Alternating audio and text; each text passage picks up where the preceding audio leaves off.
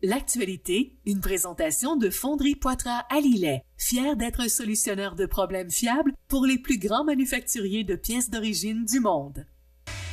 Depuis plus de 30 ans, l'équipe de Fonderie Poitras à Lillet a contribué à alimenter plus de 30 millions de véhicules sur la route.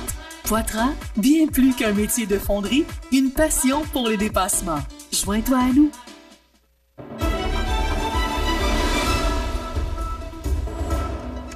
Alors, dans l'actualité de ce mercredi 22 octobre, d'abord, selon le média Zone 911, une légère secousse sismique aura été ressentie ce matin vers 7h38 dans la grande région de Québec ainsi que dans Charlevoix. Un bref tremblement de terre a été enregistré notamment dans les secteurs de Beauport, Lévis et Baie-Saint-Paul, quand même pas loin de chez nous. D'ailleurs, plusieurs personnes ont signalé la secousse sur divers réseaux sociaux et aussi elle a été signalée sur le site web de Volcano Discovery. Selon les données préliminaires recueillies par les stations sismographiques situées à Saint-Siméon, dans Charlevoix, et à Saint-Jean-des-Piles, en Mauricie et en Estrie, une activité sismique aurait effectivement été détectée. L'analyse des enregistrements montrerait une onde sismique ayant traversé une partie du territoire. Le Service géologique du Canada n'a pas encore confirmé officiellement la magnitude ni l'épicentre du tremblement de terre, mais les premières observations laissent croire à une secousse de faible intensité.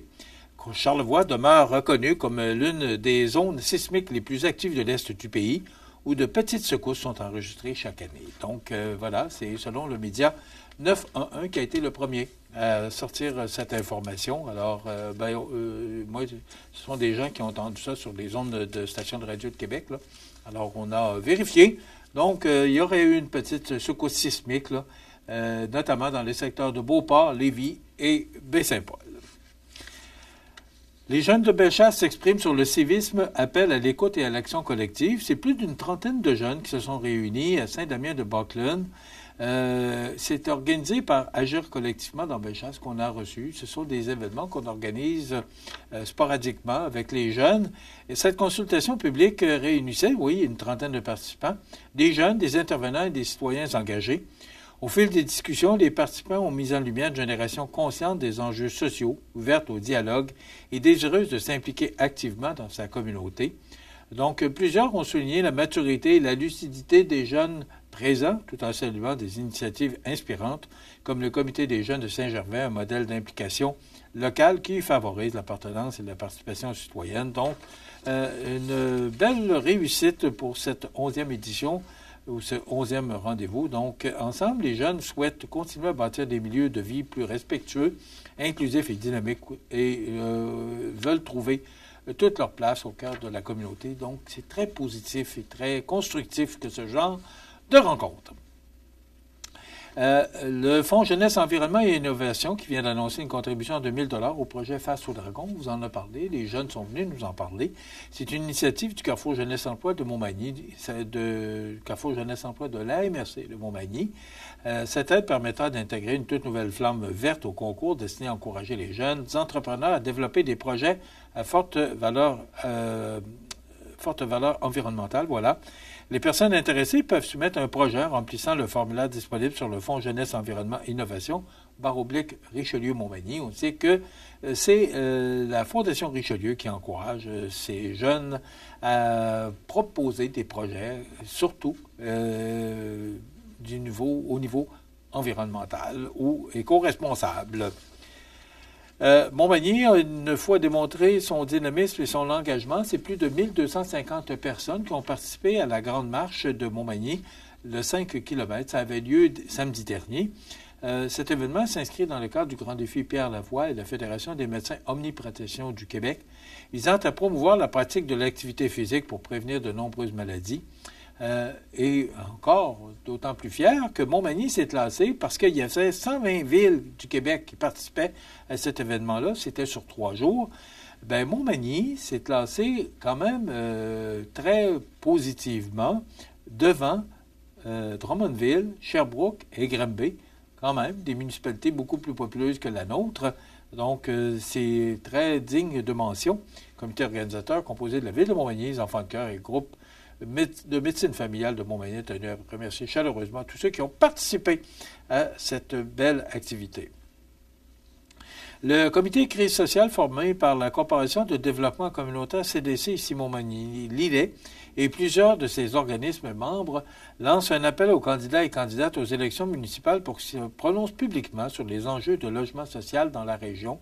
Je trouve ça important. La seule chose, c'est que je me demande où ils vont prendre la tribune. Et ce qu'on dit, c'est que, des communiqués de presse, envoyez-en des communiqués de presse, puis je vais me faire un plaisir de les publier. Ce serait le fun et intéressant. On a reçu les 3 candidats à la mairie de Montmagny.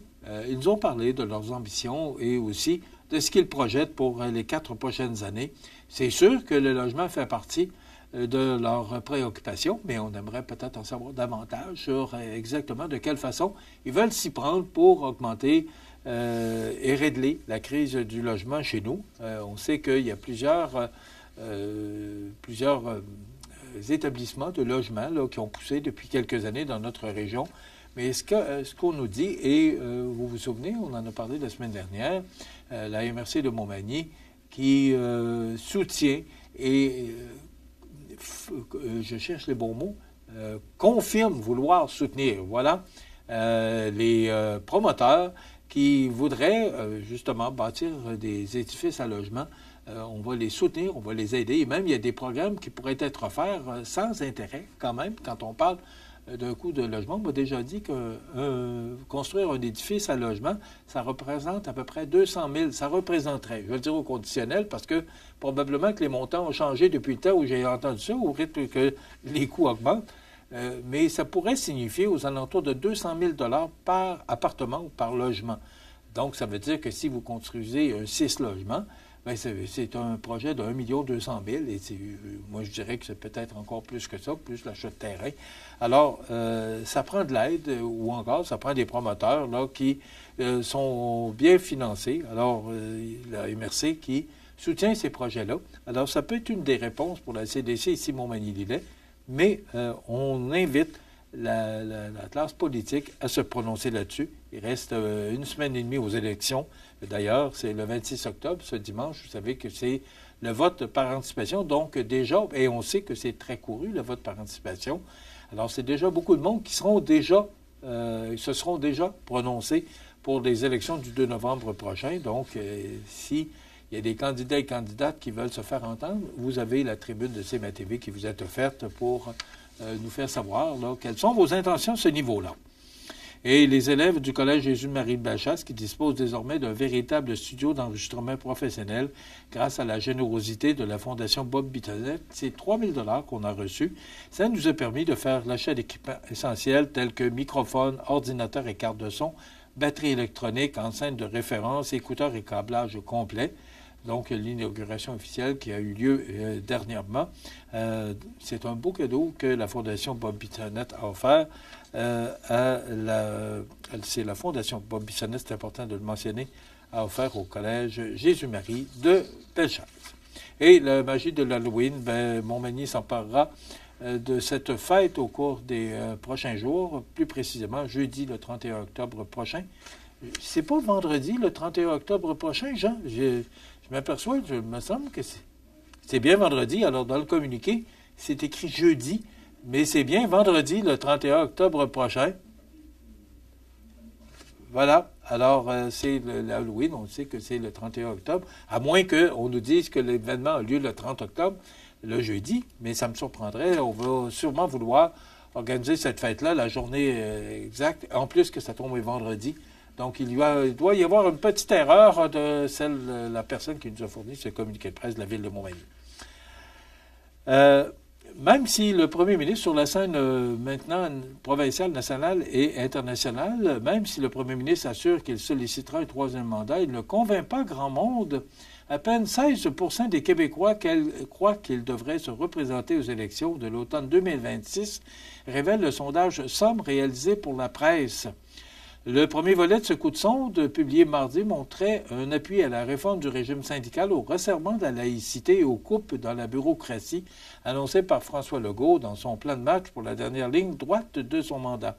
Donc, ce qu'on comprend, là, c'est que toutes les initiatives que M. Legault a prises récemment, en plus de son remaniement ministériel, aucun problème, tout ça passe.